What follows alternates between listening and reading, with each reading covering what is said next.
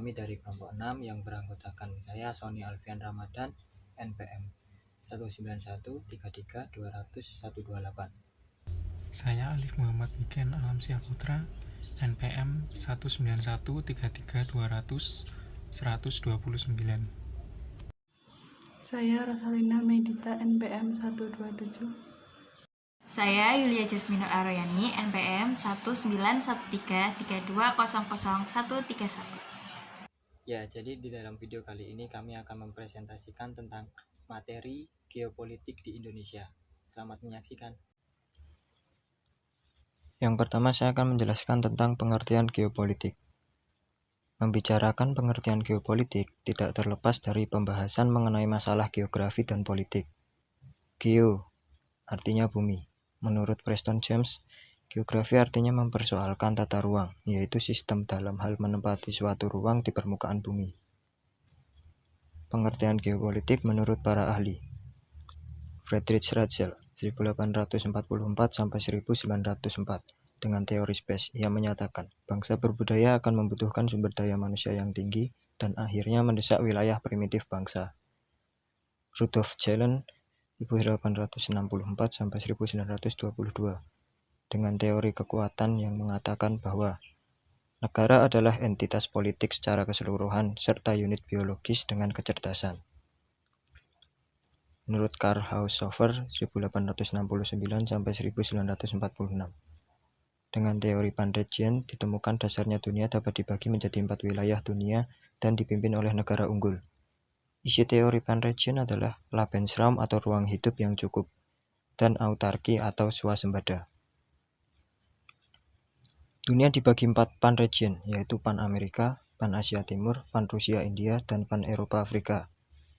Sir Halford Mackinder 1861-1947 dengan teori daerah jantung atau Heartland. Menurut Sir Walter Raleigh 1554-1618 dan Alfred T. Mahan 1840-1914 dengan teori kekuatan maritim.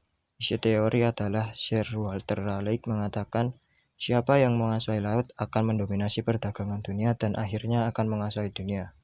Sedangkan Alfred T. Mahan mengatakan, lautan kehidupan akan banyak sumber daya alam di laut, oleh karena itu harus membangun angkatan laut yang kuat untuk menjaganya. Giulio Tauhed 1869-1930 dan William Mitchell 1879-1936 dengan teori kekuatan di air mengatakan Angkatan udara mampu beroperasi sampai ke garis belakang lawan dan kemenangan akhir ditentukan oleh kekuatan udara. Nicholas J. Spikeman 1869-1943 dengan teori batas daerah atau rimland theory. Secara teori tersirat, dunia terbagi menjadi 4, yaitu daerah jantung, bulan sabit, sabit luar, dan dunia baru. Sedangkan menurut Havesnia, geopolitik sebagai cabang dari geografi politik adalah studi tentang hubungan timbal balik antara geografi, politik, dan kekuasaan, dan juga interaksi yang timbul dari kombinasi mereka dengan satu sama lain. Saya akan melanjutkan materi dari Mas Sony, perkembangan geopolitik di Indonesia. Perkembangan geopolitik di Indonesia sudah dimulai oleh para pendiri bangsa melalui ikrar Sumpah Pemuda, yaitu satu nusa, satu bangsa, dan satu bahasa, sebagai perekat persatuan dan kesatuan bangsa Indonesia. Unsur-unsur dasar wawasan Nusantara dalam mencapai kesatuan dapat ditinjau dari satu kesatuan wilayah, satu kesatuan bangsa, satu kesatuan sosial budaya, satu kesatuan ekonomi, satu kesatuan pertahanan dan keamanan.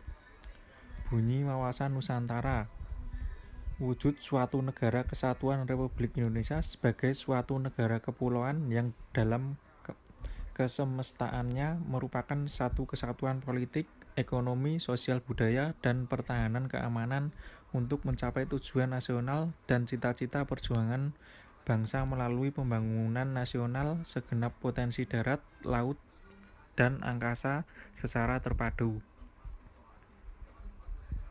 Perkembangan geopolitik di Indonesia juga dipengaruhi adanya globalisasi dan kemajuan teknologi yang menyebabkan wilayah kedaulatan suatu negara, terutama negara Indonesia, menjadi semakin abstrak dan kurang pasti sehingga dapat dengan mudah ditembus oleh para pelaku atau aktor internasional.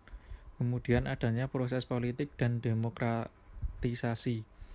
Dalam isu keamanan perbatasan, baik perbatasan darat maupun laut, terdapat sejumlah permasalahan tapal batas wilayah yang harus segera diatasi. Isu keamanan perbatasan tersebut juga meliputi adanya kondisi pulau-pulau terluar yang berada dan berbatasan langsung dengan beberapa negara tetangga yang sesungguhnya berpotensi dapat lepas dari NKRI bila tidak dapat dipelihara dan dijaga dengan baik. C. Pengertian wawasan Nusantara. Wawasan Nusantara adalah cara pandang dan sikap bangsa Indonesia tentang jati diri dan bentuk geografisnya berdasarkan Pancasila dan UUD 1945 dengan ketentuan dasar yang harus diikuti, ditaati, dikelola oleh masing-masing komponen pembentukan bangsa atau kelompok. Latar belakang wawasan Nusantara. Yang pertama, aspek teritorial Nusantara, geografis di Indonesia dipengaruhi oleh sumber daya alam. Yang kedua, aspek sosial budaya. Indonesia terdiri dari ratusan suku yang memiliki adat istiadat, bahasa, agama, dan kepercayaan yang berbeda-beda, sehingga interaksi antar kelompok berpotensi ada konflik besar mengenai ragam budaya. Aspek sejarah, adanya sejarah perpecahan bangsa Indonesia dulu adalah hal yang mempengaruhi semangat persatuan untuk menjaga keutuhan dan kesatuan wilayah Indonesia. Yang selanjutnya yaitu fungsi dan tujuan wawasan Nusantara di Indonesia. Fungsi wawasan Nusantara secara umum yaitu berfungsi sebagai pedoman, motivasi, dorongan, serta rambu-rambu dalam menentukan segala kebijaksanaan, keputusan, dan tindakan bagi penyelenggara negara di pusat dan daerah, maupun bagi seluruh rakyat Indonesia dalam kehidupan masyarakat berbangsa dan bernegara. Selanjutnya yaitu fungsi wawasan Nusantara menurut Christine St. Kansil SHMH. Dalam bukunya Pendidikan Kewarganegaraan di Perguruan Tinggi antara lain sebagai berikut. Yang pertama, membentuk dan membina persatuan dan kesatuan bangsa dan negara Indonesia. Yang kedua, merupakan ajaran dasar nasional yang melandasi kebijakan dan strategi pembangunan nasional. Yang selanjutnya yaitu fungsi wawasan Nusantara dibedakan dalam beberapa pandangan. Untuk yang pertama, sebagai konsep dalam pembangunan, pertahanan, keamanan, dan kewilayahan. Yang kedua, sebagai kesatuan politik, sosial, dan ekonomi, sosial dan politik, dan kesatuan pertahanan dan keamanan. Yang ketiga, sebagai satu kesatuan pada seluruh wilayah dan segenap kekuatan negara. Yang keempat, yaitu pembatasan negara untuk menghindari adanya sengketa antar negara tetangga. Selanjutnya, saya akan melanjutkan materi dari Mbak Rosa. Yang kedua, ada tujuan wawasan Nusantara. Tujuan wawasan Nusantara adalah mewujudkan nasionalisme yang tinggi dari segala aspek kehidupan rakyat Indonesia yang mengutamakan kepentingan nasional daripada kepentingan perorangan, kelompok, golongan, suku bangsa, atau daerah. Kepentingan tersebut tetap dihargai agar tidak bertentangan dari kepentingan nasional. Selanjutnya, yang E, implementasi wawasan Nusantara. Yang pertama ada implementasi wawasan Nusantara dalam bidang politik, yaitu menciptakan iklim penyelenggara negara yang sehat dan dinamis. Contohnya yaitu diselenggarakan pemilu yang harus menjalankan prinsip demokratis dan keadilan bagi bangsa Indonesia.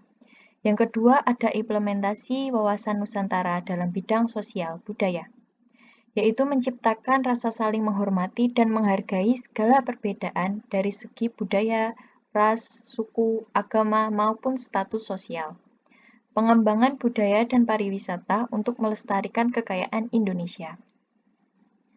Yang ketiga ada implementasi wawasan Nusantara dalam bidang ekonomi, yaitu menciptakan tatanan ekonomi yang menjamin pemenuhan dan peningkatan kesejahteraan dan kemakmuran rakyat secara adil dan merata, berorientasi pada sektor pemerintahan, perindustrian, dan pertanian yang melibatkan partisipasi rakyat.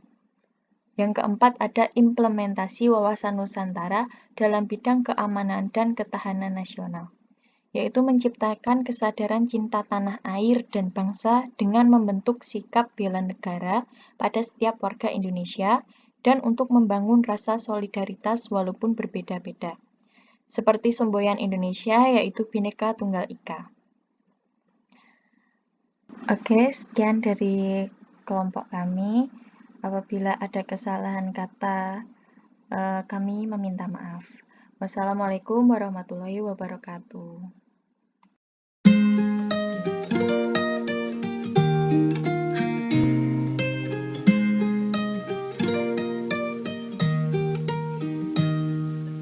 Living all alone, kinda forgot it's been that long since someone's gone. I've been trying to be a little bit strong, and it is not that easy to be exactly who I was. My shit is done, now it's time for me try to moving on. Cause if you think I'm such a happy person, no, you are wrong by saying my laughter is louder than yours. Shut your freaking mouth. No one knows what I feel and what I suffer.